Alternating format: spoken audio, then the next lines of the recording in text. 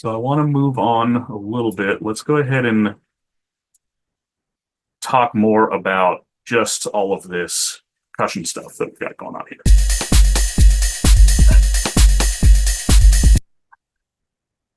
So there's a couple of things that we could do to kind of like process all of this stuff as a group, right? We've got 4 different tracks here. I'm just going to solo them as they go. We've got, these are all in audio, by the way. This is kick loop, the hi-hat loop, the loop, just snares. These are just like stickers and kind of panned around. Okay. Ooh. So normally what we would do if we wanted to kind of process all of these together is we could select them all and then just hit Command G to make them into a group track, right? The group track has a lot of advantages. Number one, it gives you just kind of like a main kind of like volume fader for the whole group of tracks over here. You can also put any audio effects on here you want, right? You'll notice that inside of the group, you've got like scene-esque launch buttons here, right? This is just going to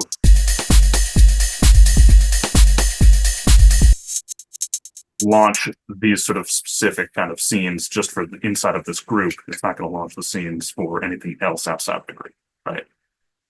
Those are not clips, though. And that's kind of a big thing that I would say is, depending on if you're trying to do certain things, it may be better to do this a slightly different way, right? So if I right-click on this and I ungroup all of these tracks, what I could do instead is, instead of taking each of these inputs for each of these tracks like we did with the MIDI tracks and have them receive MIDI from a single place, I'm going to take all of that audio outputs of these 4 tracks and I'm going to send them to this audio track right here, right? And so now if I hit play, oh, look at that, we got nothing, right? If I were to take the monitoring on this track from automatic to input, have a connection, right? So this is nice for a couple of reasons, right? Reason number one, I would say, is you can put kind of whatever kind of group processing you want to do on here. We could go to grab like the drum bus and put it on here. Maybe turn the volume down on the drum bus output just a touch. Kind of slam those drums together a little bit, glue them together a little bit, right? We can also then, you'll notice that I armed this track. We can super quickly and easily create some kind of variations here, right? So if we wanted to, I could record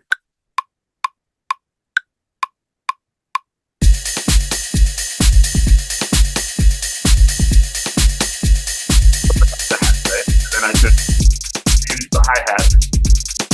I could go for that. I could change the hi-hat again.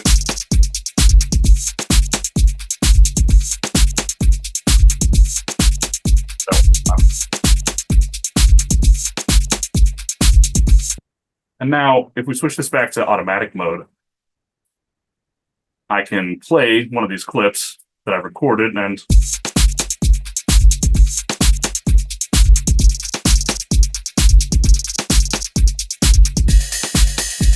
I was able to take the output of all 4 of those tracks and just super easily resample it onto the track that it already kind of like is routed to, right? Just directly on there. Or I could stop all of these clips, and because we're in automatic mode and the track is still armed, I can still have the original audio kind of playing through there, if I want to, right?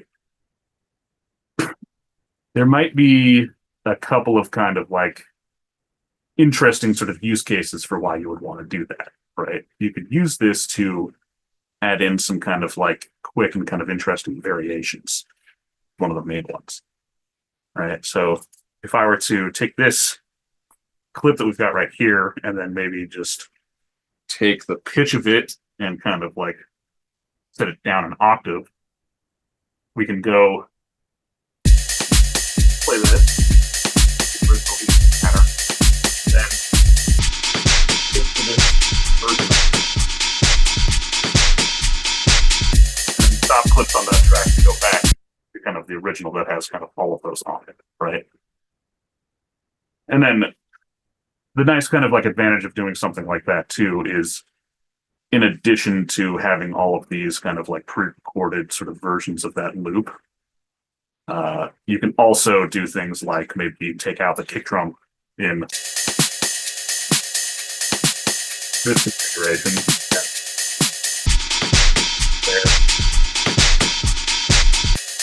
And then sort of have this kind of version back, right? So it gives you the ability to kind of do a lot of like really easy and sort of quick kind of variations in your kind of like arrangement and in your production.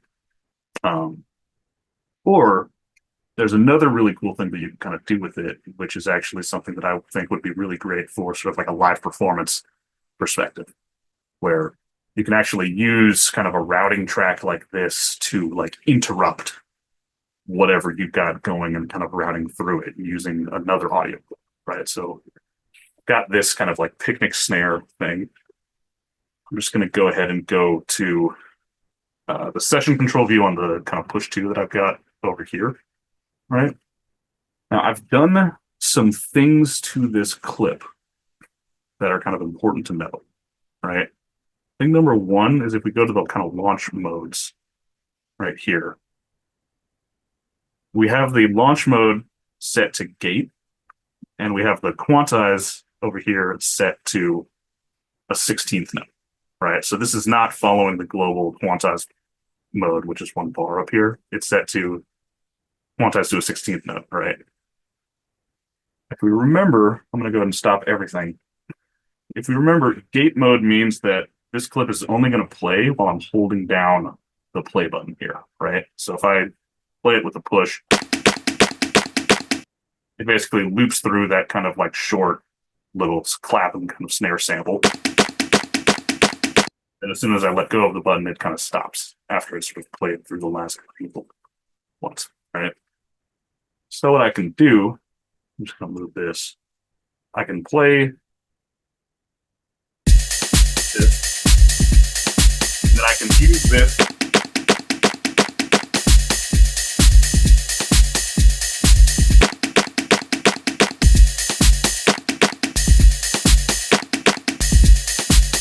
basically really super easily generate that fill, right? And as soon as I let go of that button on the push, or I could use my mouse if I wanted to,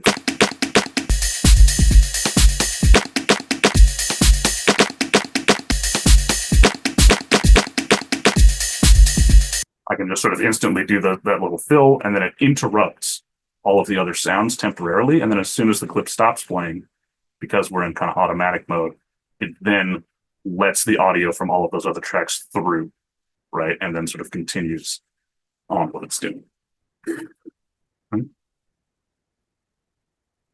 Anybody have any questions about that?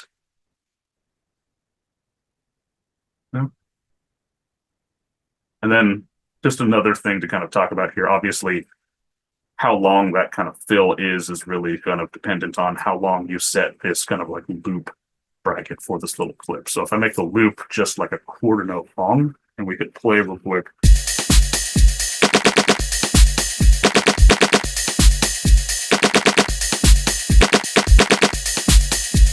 You could have a much sort of shorter fill like that.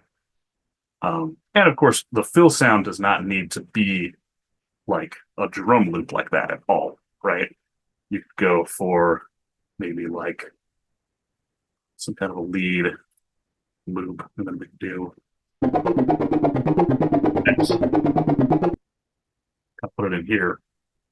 And then we'll do a very similar thing where we'll go launch mode, gate, quantize, 16th note, right? And then we're going to take the loop length and we're going to make it super short. Just like that, kind of like quarter note there, right? And now I can go hit play.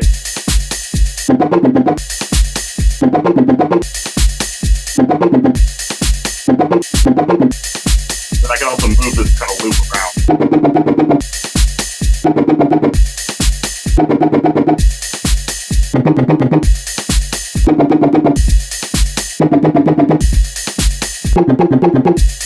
It kind of like fun sort of feels like that.